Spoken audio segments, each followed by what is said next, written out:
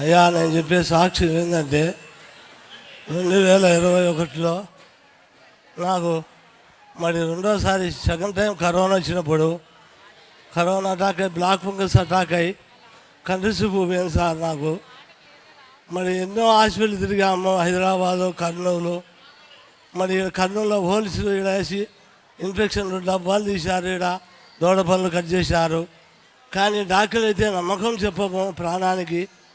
మరి ఇది black fungus రావచ్చు రాకపోవచ్చు అని చెప్పారు. ఎక్కడ పోయినా తిరుపతిలో కూడా, మరి ఆడికి కాట్పాడు, ఏలూరు, తమిళనాడు కూడా, అక్కడ కూడా డాక్టర్లు అదే విధంగా చెప్పారు. మరి ఇంటికి వచ్చాము మేము, ఇన్ఫెక్షన్ అయితే వస్తానంది సార్.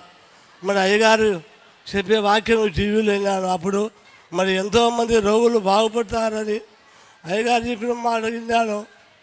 మరి అయ్యా ప్రభా ఈ సాగయ్య గారి ద్వారా నన్ను స్వచ్ఛపరచు ప్రభా అని టీవీ ముందే మోకరించి గుడ్డివారి ప్రేర్ చేసుకున్నాను సార్. మరి అయ్యగారు దేవుడు నమ్మరు ఆలకించి మరి అయ్యగారిని గడపకు రప్పించాడు. మరి అయ్యగారు స్టార్ట్ చేసి నుంచి మేము వస్తానన్నాం. కానీ ఇప్పుడైతే నా ప్రాణానికి హామీ ఏమీ లేదు. మరి ఇన్ఫెక్షన్ కూడా బాగైంది, తలలో కూడా.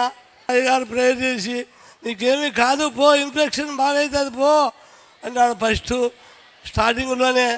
ఆ నమ్మకం నాకు అయ్యగారు బాగుపడతారని చెప్పి మరి నేను ఎంతో నమ్మకంగా ప్రతి నెల వచ్చాను సార్. అయ్యగారితో ప్రేయర్ చేసుకొని పోతున్నా. మరి అలాగే అయ్యగారు నాకు ఫస్ట్ కూతుర్ని ఇచ్చాడు.